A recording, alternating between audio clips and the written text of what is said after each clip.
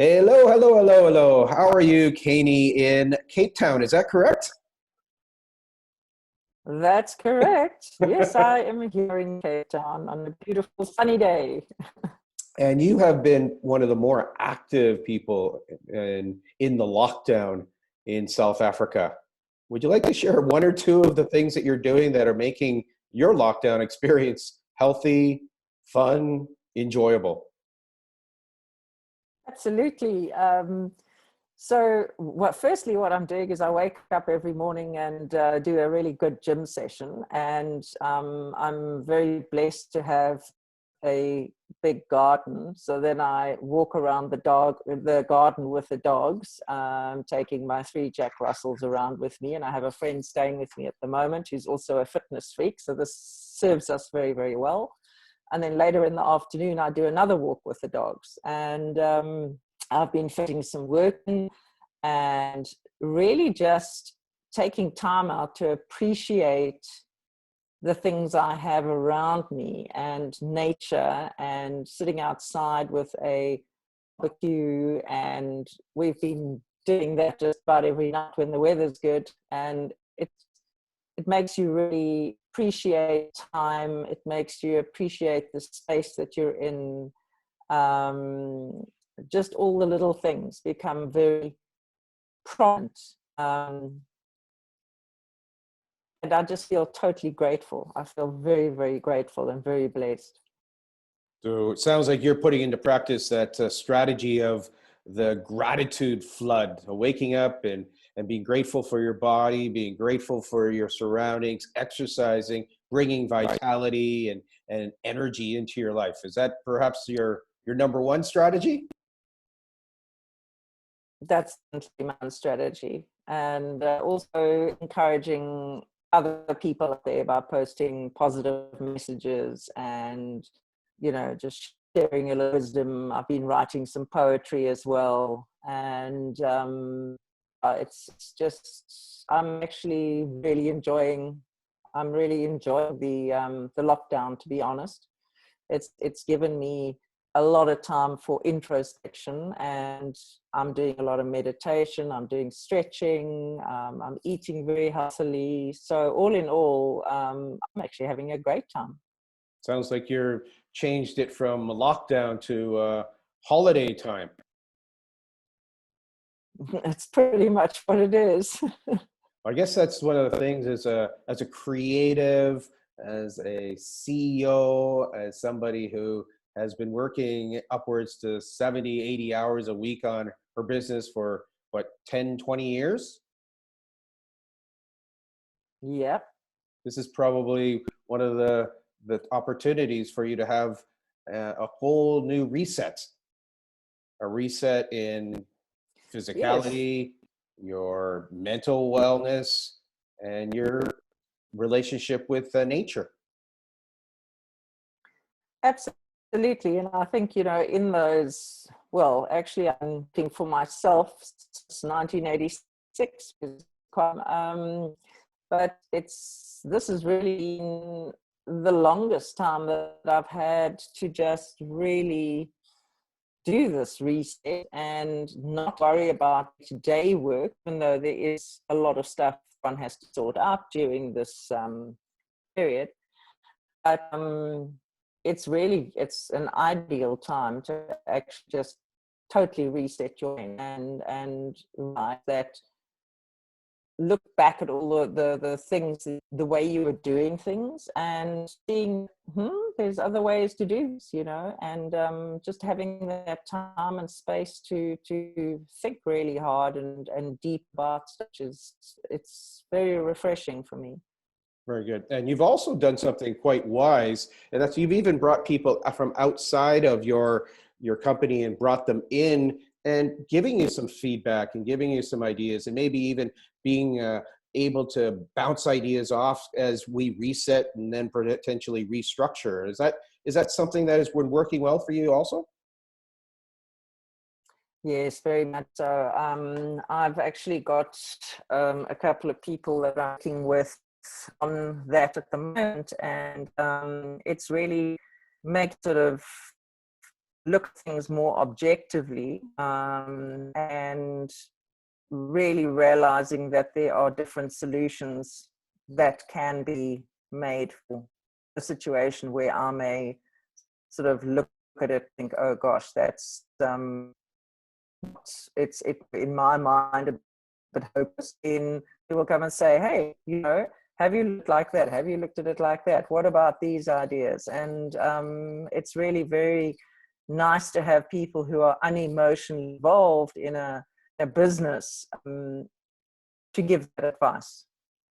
Well, we got to remember also, if we reflect back, something that we've talked about on a yearly basis, and we look back at 2008 with the global financial crisis, that there was a number of new companies that came up with these ideas like Airbnb and Uber, this sharing economy.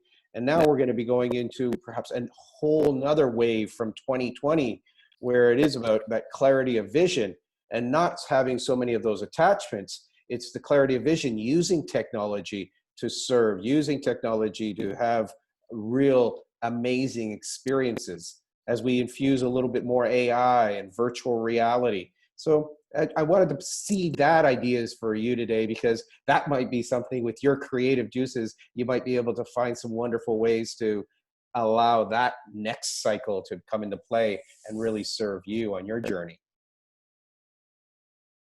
Yeah, I must say that I have been looking a lot at that.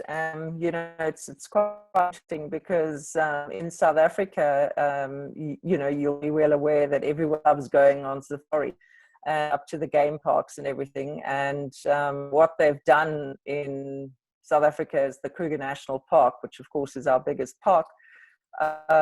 They've been doing live streaming of game drives. So the ranger will go out and live stream the entire thing. You know, just amazing to see the level of technology that's coming through and all the different things, and how people are actually having to step up now to technology and use technology properly. So I'm definitely going to be investigating some opportunities of using technology a lot more going forward. Very good. Well, it's great to connect with you. I'm really happy to see you. And I've been loving your videos on Facebook with the different exercises, using materials from around the house, and you and Christine having an absolutely amazing time. Very inspiring, very exciting. And congratulations on again, embracing, engaging with this time. I'm certainly not hearing some of the phrases of "I'm bored, I'm so tired" from you. It's been so much about finding wonderful creative outlets for your energy. Yes, absolutely. Actually, you know, there's some days I look at the clock and I think, oh my goodness, it's 4 o'clock already. Where did the day go? You know, so I'm very easily getting through the day, and it's not like I'm sleeping for half the day. I'm up at sort of 6:30, 7 o'clock most mornings. But you know, once you've put in 2 hours of exercise and then you slide into your day from there, the time actually goes very, very quickly. So I'm definitely not bored. My little Jack Russells are very entertaining, and you know, they loving having me at home, having lots of fun with them. And you know, Brian and his wife also stay on the property, and you know, it's giving me an opportunity to engage with them and their children and have discussions. We had them over for a barbecue the other day, and it was just lovely, you know. So definitely no boredom on this side. So COVID-19, what's been the message or a message or two that has really connected or communicated with you so far? Do you mean what would my message be to people? I'd say, actually, I'm going to make it a little bit more personal. What has COVID-19 said to you, or what has been your messaging with, if you were to speak to COVID-19, what would COVID say to you, and what would you say back? Okay, so COVID would have said to me, well, you see, I think I sent you, yes, I did send you that poem. And that would be more Mother Earth actually talking to me and saying, you know, sort of take more care and get the general population to take more care with me because I'm needing a bit of a rest. And COVID-19 has come along and made us all take a rest, take a break, reassess. What I'm saying to COVID-19 is thank you. Thank you for arriving in our lives, in our day-to-day lives. You are a bit scary, but thank you for giving us this time to reassess the way that we look at the world. Beautiful. Beautiful. I put together a little phraseology around COVID. If we were coming up with a C word, what would the C word with you and COVID be? Courage. If there was a C word. So for me, the C word with COVID was compassion. What would the C word be for you? Yeah, I say courage. Excellent. The O word is optimism. What's it for you?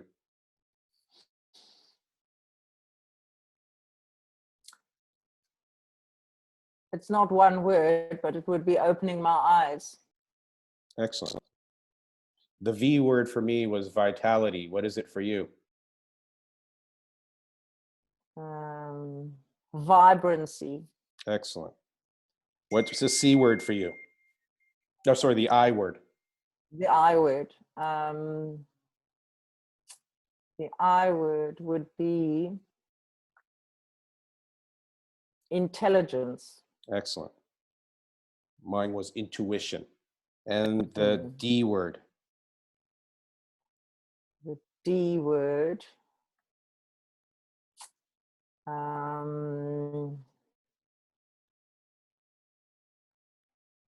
Well, the first thing that comes to mind would be danger, but I don't really think I want to go with that.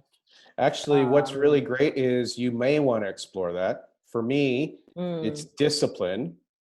And for you, the danger component's a good one, yet the one that you started our conversation today was divine timing. Yes. Right? So you might have that duality. That would be my preference. Yeah. And it's not, see, that's what's interesting. Sometimes it's not our preference because there's something to discover, another D word. So I'm inviting you to discover your relationship with the danger, invite the divine timing, and maybe allow yourself to explore that as part of your discovery. So the end of it was 19 ways. And so I wrote down 19 ways that I'm going to embrace, engage, and express my relationship with COVID-19. And now I've just shared that with you and invite you to play with that. Fantastic. And 19 has always been my lucky number.